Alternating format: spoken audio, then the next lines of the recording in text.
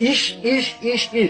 Dunyoda birodarlar, g'arbiga qarasangiz ham, sharqiga qarasangiz ham katta bir zavodga o'xshab qolgan bu dunyo. Hech kimning bo'sh vaqti yo'q.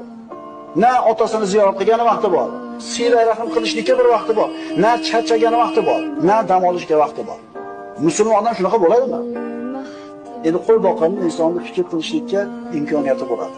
Nimaga keldi dunyoga? Kim u? Agar tog'da qo'y boqib yurib, qabristonda oldidan o'tadigan bo'lsa, qabrlarga o'tirib fikr qiladi. Mana bu boyroq odamning qabri ekan. Bu ham o'libdi. Mana bu yosini ham qo'yib qo'ymabdi. Kambag'al ekan. Demak, bu ham o'libdi. Men ham o'laman ertaga. Fikr qilishga fursat bo'ladi. Mana shu bir xotirjamlik, fikr qilishga fursat yo'qligi insonlarning qalbini qatirib tashlayapti. Bunda insonda tinimsiz ish bo'ladi, g'aflat bo'ladi, o'lim kelgunicha dunyo matosiga bo'lgan hirs bo'ladi. Ishlash yaxshi birodarlar, ishlash kerak, ammo uni haddi chegarasi bo'lishi kerak.